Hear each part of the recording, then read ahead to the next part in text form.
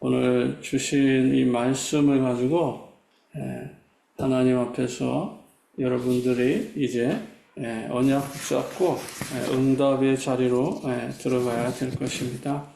그냥 단순히 교회를 오고 가는 것이 아니고 이제는 교회에 여러분들이 정말 주님과 함께 동행하면서 교회의 역사를 바꾸는, 교회의 문화를 바꾸는, 교회의 분위기를 바꾸는 그러한 영적 메이커가 되는 것이죠.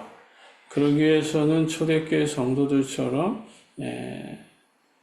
사도의 가르침을 받아서 성전에 있든지 집에 있든지 날마다 예수가 그리스도라 가르치기와 전도하기를 쉬지 아니하였기 때문에 교회의 영적 분위기가 살아나고 또 현장에 또 영적 분위기가 살아나니까 결국에는 전도가 되어지는 그런 응답을 받게 된 것입니다.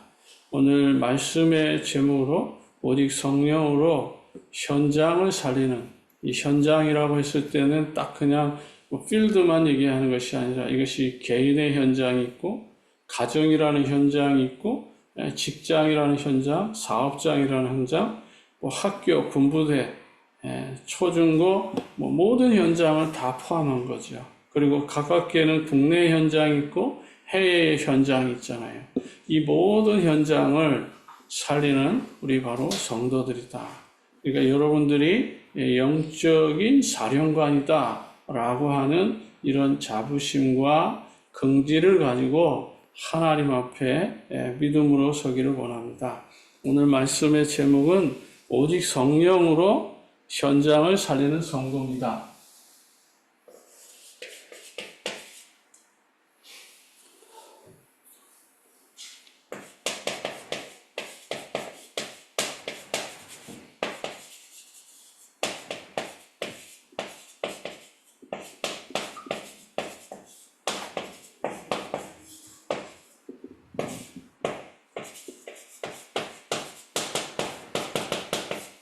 이 말씀 속에서 저와 여러분들이 조금 더 은혜와 응답을 누릴 수 있기를 원합니다. 저와 여러분들은 진짜 구원받은 사람이잖아요. 구원을 받았다는 것은 하나님 자녀들의 신분과 권세가 분명한 거잖아요. 그렇다면 하나님은 우리 하나님의 자녀도 됐지만은 자녀가 되는 권세를 주셨단 말이에요. 그러니까 경찰이 되면 그냥 경찰이라는 신분만 있는 게 아니라 경찰이라는 권한이 있잖아요. 그 권세가 있단 말이죠. 그런 것처럼 우리도 하나님의 자녀가 되면서 동시에 거기에 권한과 권세가 주어졌어요. 그걸 누리는 게 신앙생활인데, 그렇다면은 어떻게 그 권세를 누리며 사느냐? 분명히 창세기 1장 27절에는 우리를 하나님의 형상으로 만드셨고, 그 28절에 보면 생육하고 번성하고 정복하고 다스리는 삶이 있잖아요. 이게 사명이거든요. 그러니까 우리에게 하나님이 부여하신 바로 사명입니다. 이 사명을 우리는 좀 생각을 해야 되는 것이죠. 그래서 정말 하나님이 주시는 사명 세 가지. 우리 이거 한번 좀 생각해 봐야 돼요. 하나님 주신 사명이 세 가지가 있다는 겁니다. 구원받은 성도 속에는 예수가 그리스도께서 정말 성령으로 내주하셨잖아요. 약속하셨잖아요. 이따도 말씀드리겠지만 주님께서 가시면서 내가 너희에게 보혜사 성령을 보내겠다고 약속하셨잖아요. 그 약속이 이루어지는 것이 마가의 다락방입니다. 그렇다면은 우리는 성령께서 내 안에 계신다면 어떠한 사명을 가지고 또 우리 인생에 있어서 수천 수만 가지가 있지만 답은 딱 하나예요. 많은 사람들이 이 답을 몰라서 운명과 사주팔자에 묶여 사는 거거든요. 신앙생활은 답을 가지고 있는 거거든요. 근데 그 답을 못 찾으니까 교회를 다니고 예수를 믿으면서도 점쟁이, 무당 또는 귀신에게 찾아가든지 어떤 종교인들에게 찾아가든지 어떤 철학자, 훌륭한 선생을 찾아서 답을 얻으려고 하는 거예요. 그것이 임시적인 답은 될 수 있지만 영원한 솔루션은 아닌 겁니다. 잠깐 우리들의 삶을 유익하게 하고 좀 부드럽게 하고 그 텐션을 줄여주는 역할은 할 수 있을런지 몰라도 실제로 우리의 삶을 온전히 구원할 수는 없는 것입니다. 네, 칼빈 선생님께서 말씀하셨잖아요. 아담 하와의 범죄 이후에는 우리에게는 단 0.1%도 우리 스스로 우리를 회복할 수 있는 조건을 가지고 있지 않다. 그래서 전적 타락이라고 그러고 전적 부패라고 그러는 거예요. 그래서 우리가 정말 타락한 이후에는 우리 스스로 우리를 구원할 수 있는 길이 없다라는 거예요. 그래서 예수 그리스도를 이 땅에 보내신 거죠. 그 예수 그리스도를 보내서 과거, 현재, 미래를 해결하면 분명히 하나님의 자녀가 되면서 권세를 가지고 사명을 감당하는 것입니다. 그렇다면 우리의 사명은 무엇입니까? 이 세상에 수천 수만 가지의 문제가 있다 할지라도 진리, 생명은 딱 하나잖아요. 그게 바로 예수 그리스도예요. 예수 그리스도는 어제나 오늘이나 영원토록 동일하신 거예요. 이 세상에 어제나 오늘이나 영원토록 동일한 게 존재합니까? 없어요. 예수 그리스도에는 영원토록 동일한 게 없단 말이에요. 다 변하고, 다 썩고, 시들고, 그거잖아요. 그래서 이사야 40장 8절에도 꽃은 마르고 푸른 시드나 하나님의 말씀, 예수 그리스도 진리만이 영원하다는 것이잖아요. 우리 인생이 그런 거예요. 우리 인생이 꽃처럼 시들고 풀처럼 마르는 인생이라는 거예요. 그렇지만 어제나 오늘이나 영원토록 마르지 않고 시들지 않는 것은 예수 그리스도밖에 없다. 이 말씀을 하는 거예요. 그런데 너희들은 지금 어떻게 살고 있냐고요. 버러지 같은 우상을 섬기면서 그것을 하나님으로 너희들 믿고 살지 않느냐. 거기서 나오는 힘을 가지고 너희들이 살려고 하지 않느냐. 그렇지 말고 이제는 여호와만을 앙망해라. 여호와께 예배해라. 여호와께 기도해라. 여호와께 찬양해라. 여호와를 앙망하는 자는 새 힘을 얻으리니 독수리의 날개침같이 올라갈 것이요 소년도 장정도 자빠지고 넘어지되 오직 여호와를 앙망하는 자에게 뭘 약속했어요? 새 힘. 그 새 힘을 가지고 우리는 사명을 감당하는 겁니다. 그래서 예수 그리스도께서 우리에게 주셨잖아요. 베드로전서 2장 9절에 너희는 왕같은 제사장이요 거룩한 나라의 소유된 백성이라고 정확하게 말씀하시잖아요. 그 사명이 우리에게 있는 거예요. 우리가 선지자가 아니에요. 우리가 제사장이 아니고 우리가 왕이 아닙니다. 이 사역을 감당할 수 있는 것은 바로 하나님께 선택받은 예수 그리스도만이 이 사명을 감당하는 거예요. 그러나 예수 그리스도를 영접한 난 후에 예수 그리스도를 영접하고 난 후에 우리에게 복음을 위해서 말씀 선포를 위해서 세상을 구원하기 위해서 우리에게 부여해 주신 선지자의 사명이 있고 제사장의 사명이 있고 왕적인 사명이 있다는 거예요. 네, 그것을 말하는 거예요. 그러므로서 첫 번째로 우리에게 뭐가 있다고요?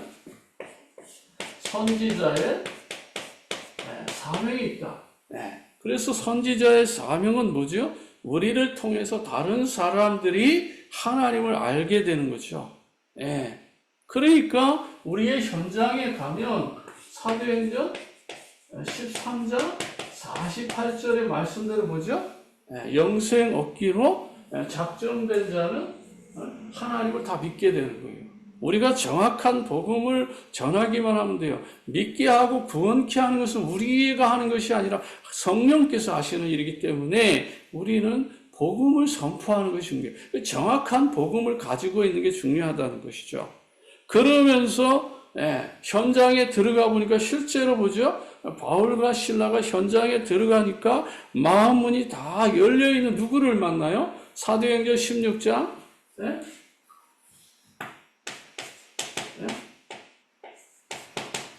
누구를 만납니까? 우리아를 만나잖아요. 이미 마음의 문이 다 열려있는 거예요. 이런 사람을 만나는 거죠. 하나님께서 우리가 복음을 전하려고 선지자의 사명을 감당하려고 할 때 이런 만남의 축복들을 연결하십니다. 사도행전 8장 26절 28절에도 에디오피아를 내려가는 그 마차를 타고 가는 예루살렘에서 예배드리고 가는 그 빌립의 사마리아까지 내려갔다가 거기서 다시 광야로 성령에 이끌려서 나가 봤더니 그 광야에도 복음 받을 에디오피아 내시를 준비한 거예요. 거기서 만나서 이사야 53장을 풀어주고 읽고 있는데 옆에 같이 타고 가면서 이 글이 무엇인지 아느냐? 라고 했을 때 가르쳐주는 사람이 없는데 내가 어찌 알겠습니까? 그래서 그 뜻을 풀어주니까 바로 그 즉시로 물이 있는 데 가서 세례를 받고 그리고 호련히 떠나갔잖아요. 그게 마지막 만남이에요. 그런데 에디오피아가 한때는 어땠어요? 굉장히 부강한 나라로, 잘 사는 나라로, 그리스도의 국가로서 충분히 부귀와 영화를 누렸잖아요. 그런데 어느 날서부터 기독교가 쇠퇴하고 그 안에 온갖 내란으로, 가난으로 지금 고통받고 있는 민족 중에 하나가 돼버리고 났잖아요. 정말 한 사람이 올바른 선지자의 사명을, 하나님의 말씀을 전달하는 선지자의 사명을 감당하면 개인도 살고 가정도 살고 지역도 살고 나라도 사는 거예요. 여러분들 때문에 우리 가정이 살고 우리 지역이 살고 우리 교회가 살고 우리 미국이 살고 대한민국이 산다. 그런 자부심 정도는 가지고 있어야 돼요. 그런 정체성이라면 우리가 어떤 환경에 와도 사람 때문에 넘어지진 않는다고요. 그런 확고한 믿음이 있다면 우리가 어떤 물질 때문에 갈등하거나 어떤 인생사 때문에 우리가 갈등하지 않는다고요. 정말 무엇을 하나 하더라도 일을 하든 뭔가 중요한 것들을 결정하든 진짜 복음 중심으로 그리스도 중심으로 하나님이 원하는 중심으로 결정하고 판단하고 선택하는 거예요. 그게 바로 선지자의 사명인 거예요. 우리가 예수님이 아니잖아요. 예수님이 부여해 주셨잖아요. 선지자의 사명을. 여기는 다 기록하지 않았지만은 마태복음 28장 16절 20절에 너희는 가서 모든 족속으로 뭐예요? 제자를 삼으라고. 성부와 성자와 성령의 이름으로 세례를 주고 내가 내게 분부한 모든 것을 가르쳐 지키게 하라. 이 선지자의 사명을 감당하라고 하는 하나님의 말씀은요, 성경에 무수히 많아요. 그 무수히 많은 그 선지자의 말씀을 우리가 전달해야 될 사명이 우리에게 있는 거예요. 아멘. 그래서 십자가의 도가 저 믿지 않는 자들이 볼 때는 미련하게 보이지만 구원을 얻은 우리에게는 뭐예요? 하나님의 강력한 능력이잖아요. 아멘. 그 어마어마한 영적 파워를 가지고 있음에도 불구하고 우리가 이것을 선지자의 사명에 올인하고 여기에 의지하고 이것을 통해서 뭔가 나를 바꾸고 교회를 바꾸고 현장을 바꾸는 삶이잖아요. 그래서 세상이 타락하고 한 민족이 어둠에 빠지는 거 전부 다 이게 누구의 책임이에요? 목회자의 책임이고 선교사의 책임이고 우리 성도들의 책임이에요. 그런 사명 속에서 우리가 하나님 주신 걸 깨닫는 거예요. 육신의 것 때문에 자꾸만 육신의 생각으로 육신적인 것을 추구하다 보면 뭐라고요? 사망이라고 하잖아요. 그런 영적인 생각에서 영적인 삶의 리듬을 타고 가면 뭐예요? 생명과 평안이라고 말하잖아요. 그래서 육신의 일을 생각하는 자는 육신의 생각 속에 빠지게 되는 거고, 영의 일을 생각하는 사람은 영적인 일에 우리의 마음을 올인하는 거예요. 그게 선지자의 사명이죠. 두 번째는요, 제사장의 사명이 있어요. 저와 여러분이 전하는 이 복음을 듣고 다른 사람들이 죄로부터 자유케 하는 거예요. 네. 그래서 베드로가 그래서 사도행전 중심으로만 지금 제가 설명하고 있는 거예요. 사도행전 2장 36절, 38절에 보면 어때요? 이스라엘아 들으라. 너희가 십자가에 못 박은 이 예수를 하나님이 주와 그리스도 되게 하셨느니라. 아멘, 아멘. 정말 정확한 복음을 전했을 때에 어떠한 반응들이 일어납니까? 그들이 이 말을 듣고 37절에 보면요. 그들이 이 말을 듣고 마음에 찔려 베드로와 다른 사도들에게 물어 이르되 형제들아 우리가 어찌할꼬 하거늘. 그때 베드로가 말하잖아요. 너희가 회개하여 각각 예수 그리스도 이름으로 세례를 받고 제사함을 받으라. 그리하면 성령을 선물로 받으리니. 아멘, 아멘. 네. 우리가 전한 이 복음을 듣고 마음이 찔리고 생각이 깨달아지고 회개하는 이 역사가 일어나는 거예요. 이게 바로 제사장적 사명인 거예요. 우리가 죄를 용서할 수 있는 게 아니잖아요. 우리가 어떻게 죄를 용서하겠어요? 그렇지만 우리가 전한 이 예수가 그리스도란 이 복음을 듣고 죄로부터 자유케 하는 이 놀라운 사명을 우리에게 맡기신 거예요. 그러면서 또 3장 19절에 가보면 어떠한 일들이 일어납니까? 그러므로 너희가 회개하고 돌이켜 죄 없이 함을 받으라. 이같이 하여 새롭게 되는 날이 주 앞으로부터 이를 것이요. 또 주께서 너희를 예정하신 그리스도 곧 예수를 보내시리니 하나님이 영원전부터 거룩한 선지자들의 입을 통하여 말씀하신 바 만물을 회복하실 때까지 하늘이 마땅히 그를 받아둔 것이다. 아멘. 참 놀랍지 않아요?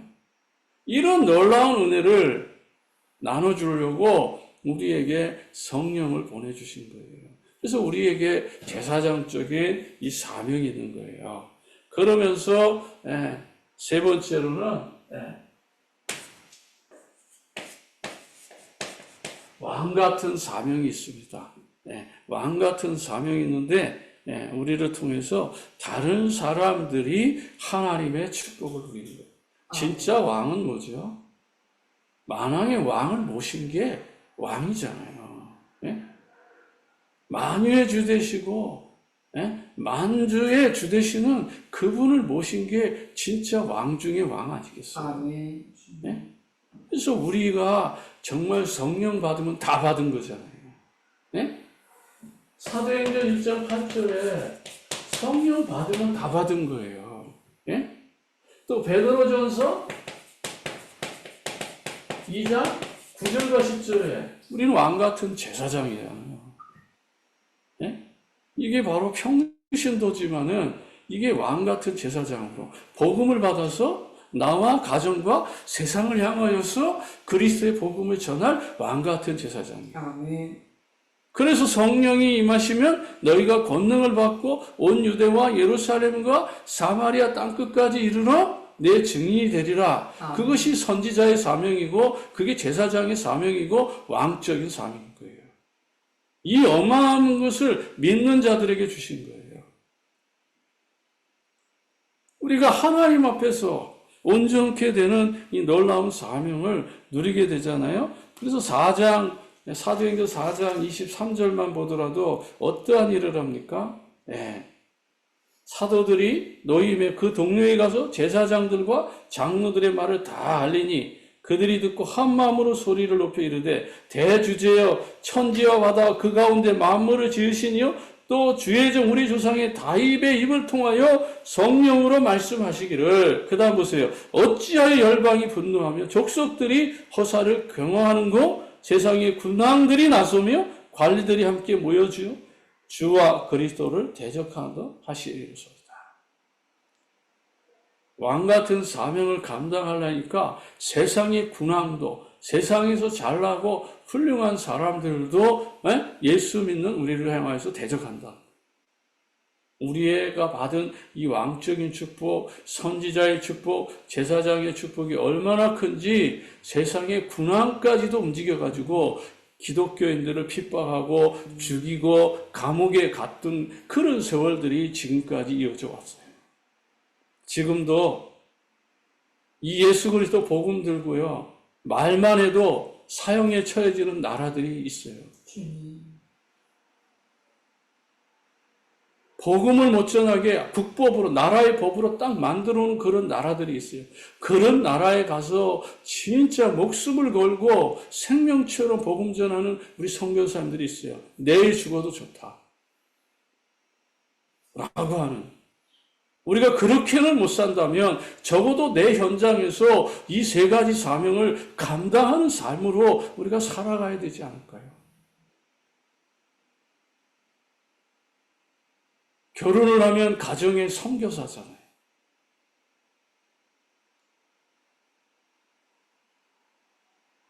정말 여러분이 복음 받았으면 가정의 선교사예요. 그러면 그 가정의 선교사로서 먼저 뭘 생각하죠? 나라와 민족을 생각하잖아요. 그 나라가 하나님은 나에게 계획된 거예요. 예. 근데 그 나라를 향한 소망이 얼마나 가슴에 뜨거워지고 있습니까? 이 미국이라고 하는 이 거대한 땅에서 우리가 동화될 것이 아니고 이 땅에서 우리의 사명, 소명, 천명을 감당하기 위해서 무릎을 꿇은 거잖아요.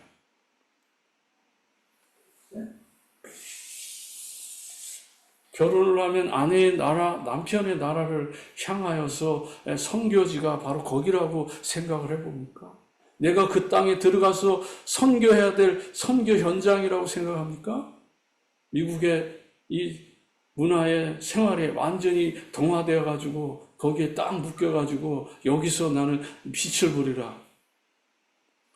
이 세 가지 사명을 가지면요, 모든 것을 다 내려놓고 온전히 정말 하나님을 바라보면서 나, 가정, 민족, 세계 현장을 바라보면서 하나님 앞에 꿈에 도전할 거예요. 그게 진정한 선지자요, 그게 진정한 제사장이요, 그게 진정한 왕이에요. 편안한 길을 선택한 것이 아니라 외로운 길, 힘든 길을 선택했다면 최종 끝은 어디예요? 예? 나라와 민족이잖아요. 거기를 향하여 가야 되는 거예요. 그러기 위해서 우리가 때로는 중요한 결혼도 하고 또 중요한 만남이 있고 중요한 시대적인 역사가 그 속에 담겨져 있는 거예요. 동기, 인본주의, 수단, 방법 어느 날 다 무너집니다. 꽃과 같고 풀과 같이 다 시들어버립니다. 영원한 건 뭐예요? 성경적인 전도 방법이에요. 그거 외에는 다른 길이 없어요. 성경에서 말하는 그 선지자의 말씀, 제사장의 말씀, 왕의 말씀을 우리가 전달하는 이 시대의 전도자요, 선교사요, 주의 종인 겁니다. 그리고 우리가 성도요, 중직자입니다. 그래서 우리가 하나가 되는데 어떻게 하나가 돼요? 사도행전 2장 42절, 47절에 하나가 되는 방법이 나와요. 이것을 회복하는 게 진정한 교회입니다. 현장의 교회고 지금 우리가 예배드리는 이 건물이 교회인 거예요. 그리고 우리 자신이 교회인 거예요. 이 삼위일체가 세 가지가 하나로 딱 뭉쳤을 때에 교회가 바로 진정한 교회인 거예요. 거기에는 수가 문제가 아닌 거예요. 거기에는 건물의 크기가 문제가 아닌 거예요. 거기에는 예수 그리스도께서 함께 하시는 온전한 하나님의 교회, 그래서 주의 이름으로 두세 사람이 모인 곳에 내가 너희와 함께 있겠다고 약속하신 거예요. 예수님의 방법이에요. 그래서 진정한 전도운동은 소수에서 다수로 가는 거예요.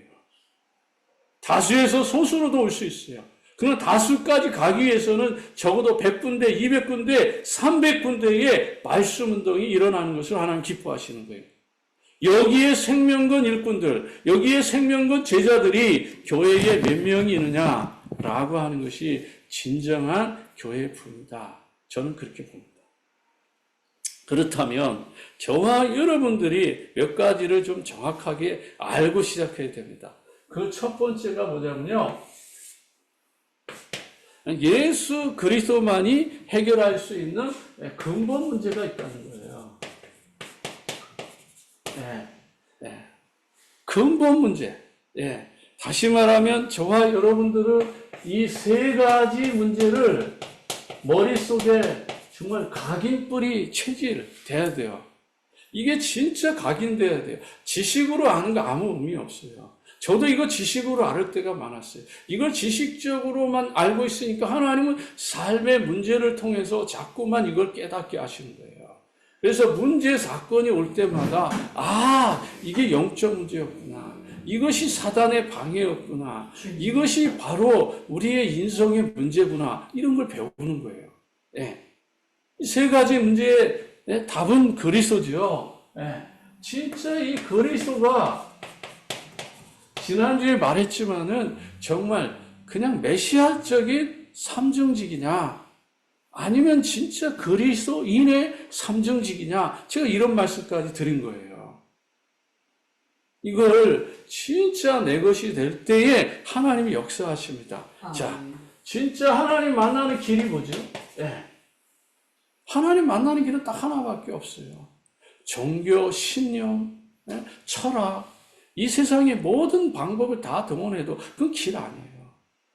예레미야 같다, 선지자 같다, 엘리야 같다, 세례요한 같다, 예수님 비슷하지만 그건 길이 아닌 거예요. 오직 길은 하나밖에 없어요. 요한복음 14장 6절에 내가 그 길이요 진리요 생명이니 나로 말미암지 않고는 아버지께로 올 자가 없다. 그 다음에 에베소서 2장 8절과 9절에 율법의 행위가 아니다.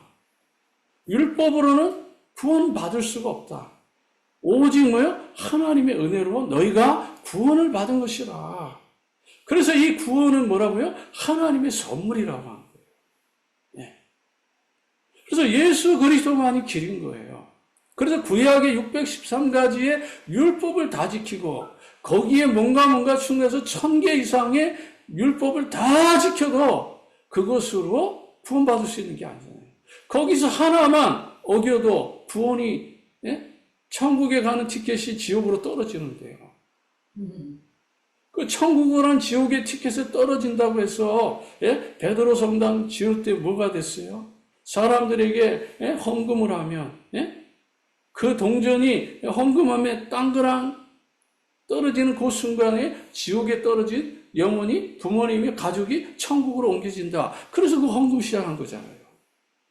그런데 이것이 잘못됐다고 지적하고 나오는 종교 지도자들이 여럿 있어요. 마틴 루터만 그런 거 아니에요. 마틴 루터 이전에도 그런 종교개혁을 일으키려다가 몇몇 사람들이 죽었어요. 많이 죽었어요, 사실은. 그렇지만 진짜 드러난 사람은 마틴 루터 한 사람이 드러난 거죠. 그 종교개혁이 바로 오직 의인은 믿음으로 말미암아 산다는 거예요. 다른 길이 없는 거잖아요. 그런데 뭔가 행위로 우리의 거룩함으로 포장되어서 아닙니다. 그거 좋은 것이지만 거룩이 좋은 것이고 어려운 삶이 좋은 것이고 깨끗한 삶이 좋은 것이지만 그것으로 구원을 입을 조건이 안 돼요. 이사야 53장 5절 6절에 우리는 다 더러운 옷 같아서 이사야 64장 4절에도 우리는 다 더러운 옷 같아서 아무리 깨끗하게 살려고 해도 결국은 뭐죠? 죄인이라는 거예요. 거기서 벗어날 수 있는 사람은 아무도 없어요. 그렇기 때문에 저와 여러분들이 하나님 만나는 길은 적어도 알고 있어야 된다. 그 다음에 여러분들이 진짜 완전히 깨끗하게 해방을 받은 거예요. 테텔레스타이. 다 이루었다. 다 끝냈다. 라고 하는 이 어마어마한 이 축복을 우리의 삶 가운데서 누려야 돼요. 그게 바로 뭐죠? 에베소서 2장 1절. 허물과 죄로 죽었던 너희를 살리셨다. 우리 허물이 있고 죄가 있었어요. 거기서부터 우리가 해방을 받은 것이죠. 로마서 8장 2절과 3절에도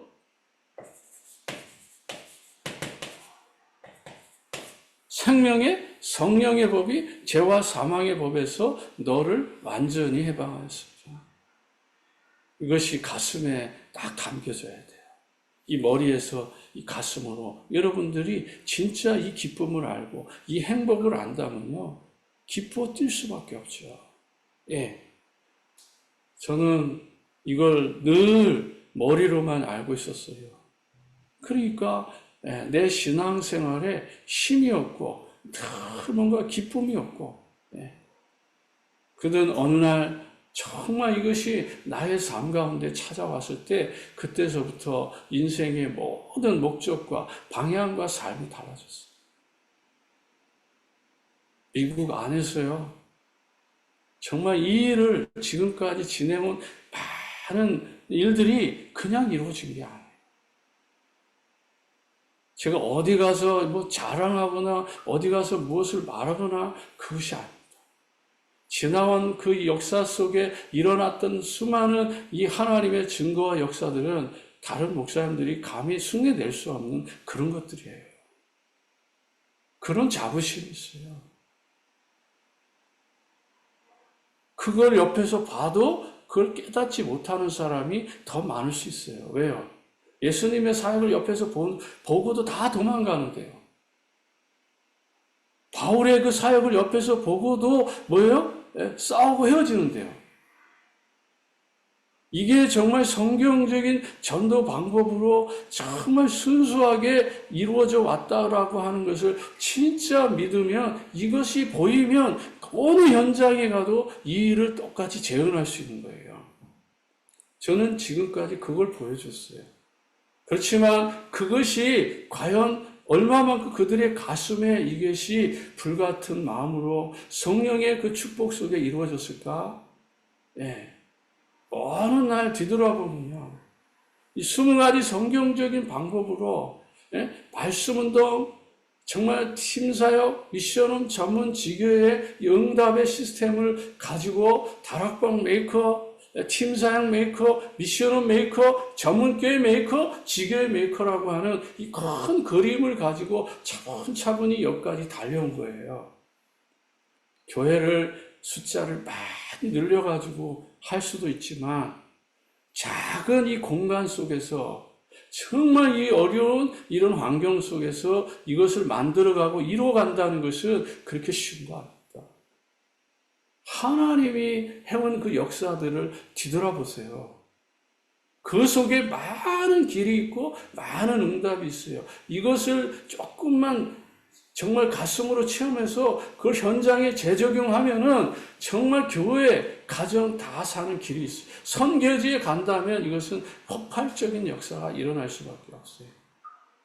이인기 선교사님이라고 저처럼 지역에서 정말 알뜰살뜰히 정말 이 말씀 운동하다가 이제 은퇴하시고 선교사로 받아가지고 지금 남미에 들어가셨어요. 이 선교사님이 남미에 들어가서 이 전략으로 지금 시스템을 만들어가고 있는데 지금 30만 명 이상이 예수를 영접하고 훈련받아요. 지금은 아마 50만 명도 넘을 거예요.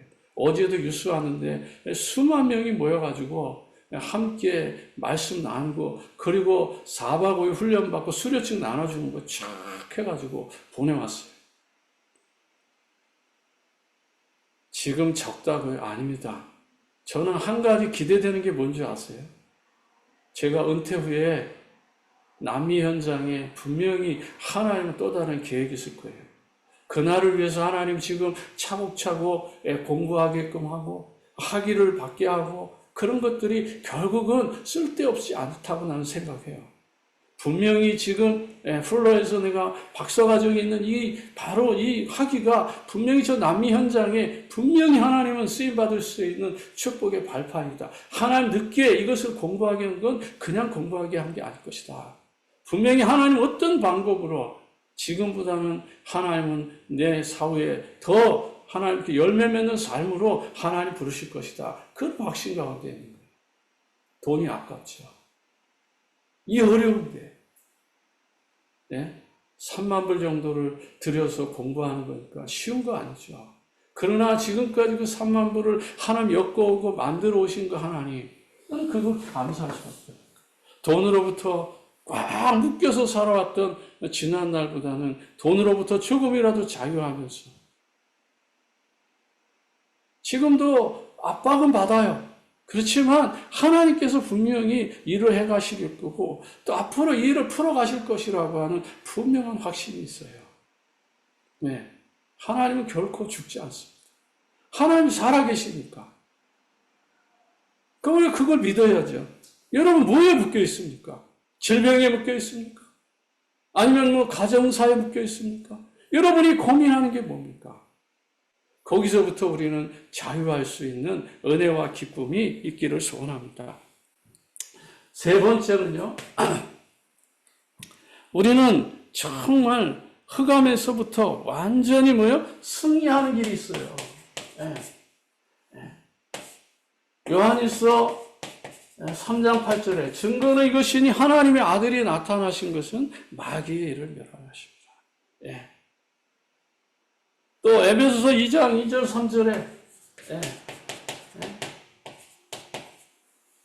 이 세상에 풍속을 쫓고 공중에 권세 잡은 자를 따랐으니 본질상 진노의 자녀. 그렇지만 거기서부터 완전히 우리는 빠져나온 거죠. 그 다음에 히브리서 2장 14절에 마귀의 세력을 없이 하신 자. 이 세 가지 문제. 이게 원죄입니다. 이 원죄를 정확하게 알고 여기서부터 우리가 예수 그리스도 앞으로 나온 거예요. 그래서 정말 하나님 만나는 길을 열리고 현재 문제 해결하고 미래 문제까지 다 끝낸 거예요. 이 문제를 위해서 예수 그리스도께서 십자가에서 죽으시고 부활하신 거예요. 어마어마한 이 문제. 그래서 세 가지 문제에 세 가지 답으로 오신 거예요. 그분이 선지자요, 그분이 제사장이요, 그분이 왕이십니다. 그래서 왕으로 오셔서 마귀의 세력을 이기시고 제사장으로 오셔서 우리의 과거, 현재, 미래의 일을 해결하시고 선지자로 오셔서 하나님 만나는 길을 여셨다. 그분이 바로 그리스도 예수입니다. 그리스도는 선지자, 제사장, 왕이요, 예수는 구원자입니다. 이것을 너희 마음에 믿느냐? 그거예요. 주님 아십니다. 내가 나를 사랑하느냐? 네, 주님께서 아십니다. 정말 이 사실을 믿는 것은 주님밖에 몰라요. 여러분이 구원받았는지 안 받았는지 제가 어떻게 알아요? 예수님을 영접했다고 해서 내가 여러분들이 구원받았는지 안 받았는지 제가 어떻게 알겠습니까? 그러나 믿음으로 당신은 하나님의 자녀가 분명합니다. 확신을 주는 것이지만 그것이 확신을 주는 것이지 그것을 구원받았다라고 내가 판단하고 결정할 수 있는 권한이 나에게는 없는 거예요. 오직 하나님만이 아시는 것이죠. 목사가 가짜로도 목사할 수 있어요. 전도사가 이거 체험 못하고 가짜로 전도사할 수 있어요.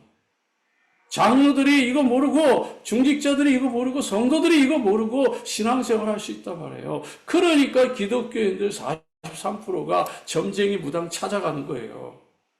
지금도 61%는 저 이방인 종교에도 구원이 있다고 믿는다잖아요.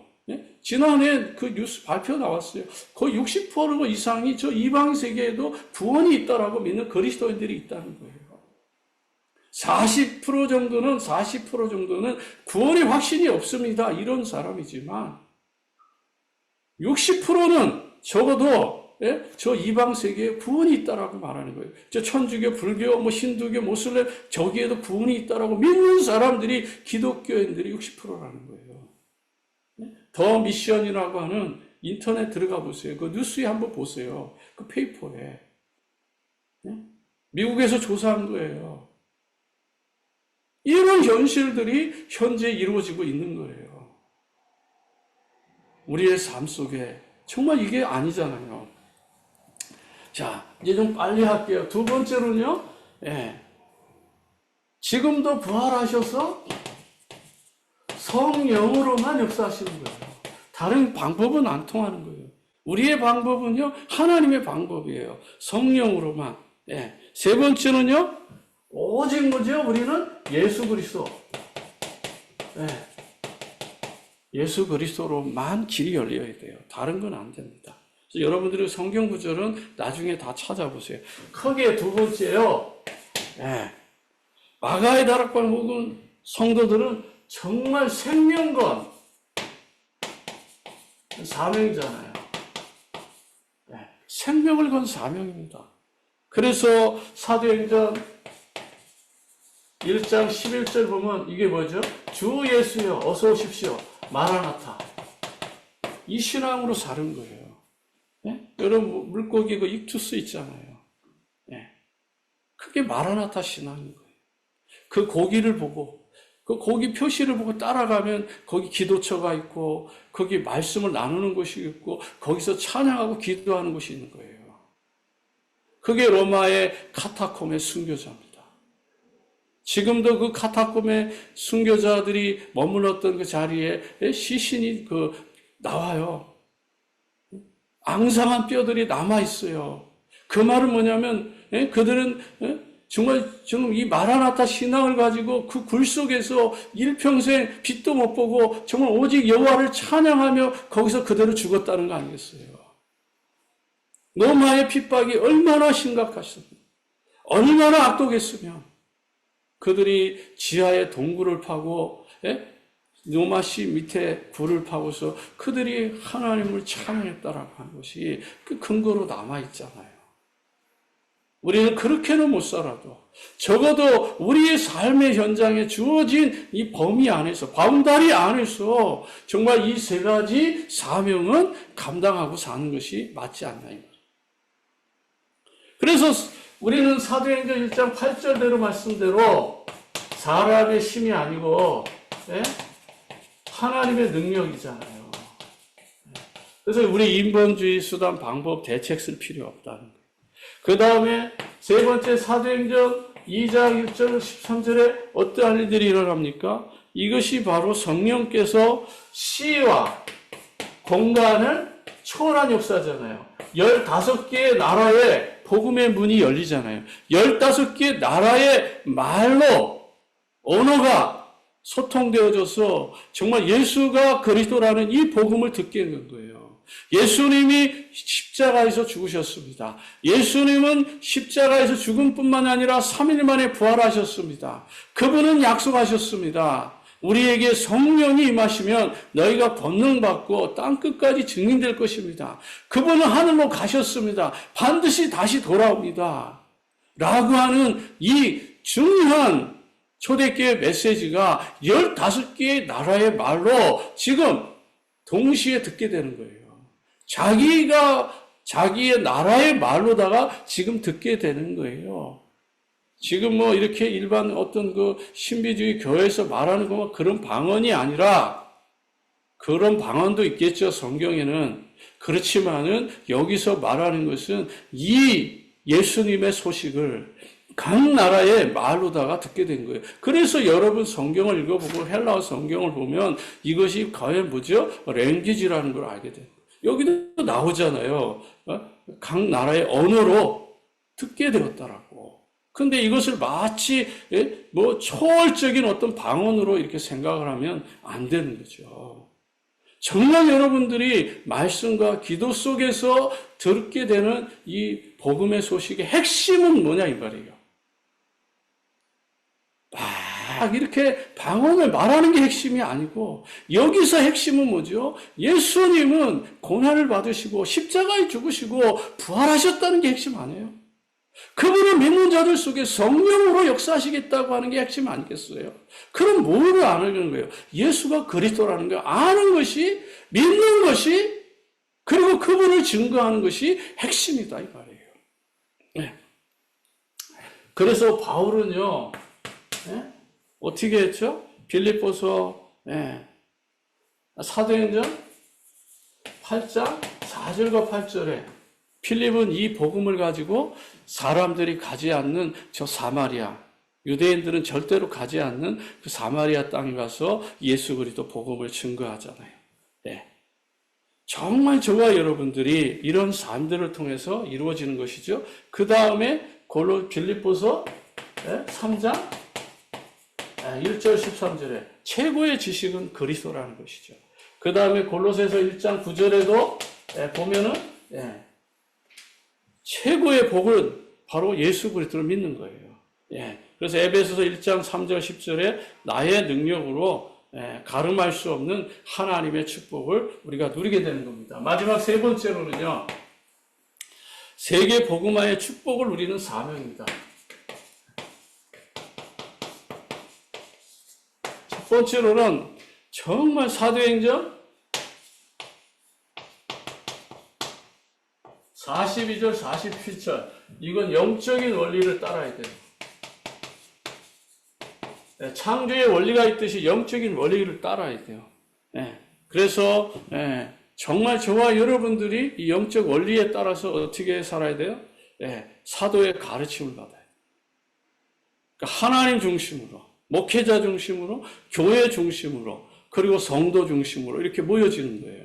그래서 사도의 가르침을 받아 성전에 있든지 집에 있든지 이게 중요한 거예요. 사도의 말에 불순종하는 거는요, 그건 진짜 창세기 3장의 완전한 불순종인 거예요. 그래서 여러분 교회 목사님에게 정말 여러분들이 100% 순종하고 그분에게 주시는 그 말씀을 100% 믿는다면 여러분의 교회도 살고, 여러분도 살고, 여러분 가정도 살고, 여러분이 가는 모든 현장이 사는 거예요. 그 순종이 안 되는데, 영적 흐름이 안 되는데, 교회가 역사할 수 있을까요? 나의 1순위가 어디죠? 내가 모든 삶의 1순위가 어디예요? 교회예요. 내가 섬기는 교회. 그게 1순위란 말이에요. 그 다음에 2순위, 3순위는 그게 일이 될 수 있고 사업이 될 수 있고 그 다음에 그게 사역이 될 수 있는 거예요. 1순위는 교회인 거예요. 내가 섬기는 교회, 내가 모시는 교회,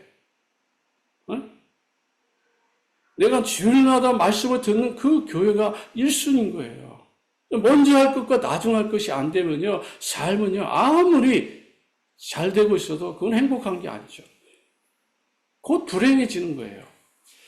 그래서 사도의 가르침을 받아서 이들은 성전에 있든지 집에 있든지 날마다, 여기에 날마다라고 나오잖아요. 날마다 뭐가 있겠어요? 예수가 그리스도다. 이거 전한 거잖아요. 이 삼직의 복음을 전한 거죠. 두 번째는요, 베드로가 이걸 알고 사도행전 3장 6절과 또 4장 12절에 예수 그리스도만 전할 수밖에 없는 거잖아요. 은과 금은 내게 없고 내게 있는 거 내게 주느니 곧 나사렛 예수 그리스도 이름으로 일어나가리라.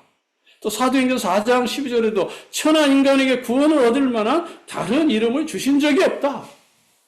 그 다음에 사도행전 5장 42절에도 뭐죠?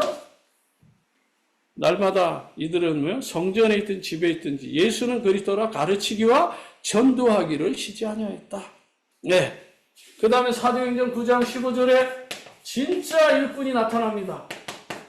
그렇게 예수를 믿는 사람을 잡아가두고 대제사장의 허락을 받아가지고 예수 믿는 사람들을 체포하고 감옥에 가둘, 그들을 붙잡아서 예루살렘을 끌고 와서 종교 법정에 세울 그 어마어마한 권한을 가진 이 바울이라고 하는 이 청년, 나중에 이 사울이죠. 사도 바울이 되잖아요. 사도 바울을 하나님은 주의 종 만드는 최고의 현장입니다. 그게 다메섹이에요. 다메섹의 현장은 누구에게나 다 필요해요. 특히 목사가 되거나 전도사가 되려고 하는 사람들에게 이 다메섹 현장 없이는 이 사역이 안 돼요. 내 삶에 계속 뭐가요? 문제와 사건과 어려움이 계속 다가올 수밖에 없어요. 누구나 다, 저를 포함해서 누구나 다 이 다메섹의 현장은 반드시 오게 돼 있어요. 여기서 갱신이 되고 여기서 또 새 사명을 받는 거예요. 그러면서 하나님께서, 예수님께서 뭐라고 말해요? 너는 이방인들과 임금들을 위해서 나의 택한 그릇이라는 거예요. 복음을 위해서 저 이방 세계까지 전할 참 선지자, 참 제사장, 참 왕의 축복을 누릴 사람이라고 말씀해 주신 거예요. 자, 그래서 이 복음을 가진 사도 바울이 사도행전 거꾸로 말할게요. 27장서부터 24절에 바울아 두려워 말라 내가 가이사 앞에 서야 하겠고, 그 다음에요 이 복음을 23장 10절에 어디에요? 예루살렘에서 증거한 것처럼 로마에서도 증거할 것이라. 또 사도행전 19장 21절에 로마도 봐야 하리라. 우리가 로마를 봐야 되는 것이다. 하나님이 주신 이 완전한 축복을 가지고 가이사 앞에 서고 이 복음을 이제 미국에서만 증거하는 것이 아니라 우리가 가야 될 그 나라, 나와 관계된 모든 가족의 나라, 나와 가족들이 연결된 그 나라에 가서 이 복음을 증거하여야 하리라. 마지막 끝에 로마도 봐야 하리라. 여러분의 진정한 로마는 어디입니까? 여러분 가정이 될 수 있고, 여러분 직장이 될 수 있고, 여러분들이 안타까워하는 그것이 될 수 있다는 것이죠. 그러면서 로마를 보기 위해서, 로마에 가서 이 복음 증거하기 위해서 바울아 두려워 말라 내가 가이사 앞에 서야 하리라. 이 언약을 붙잡고 여러분들이 믿음으로서는 아름다운 축복이 일어나게 되기를 진심으로 축복합니다. 기도하겠습니다. 하나님 아버지, 은혜와 사랑으로 우리를 불러주시고 인도해 주시고 정말 축복해 주셔서 그리스도의 삼직의 사명을 감당하는 귀한 사명자들, 제자들이 되게 하옵소서.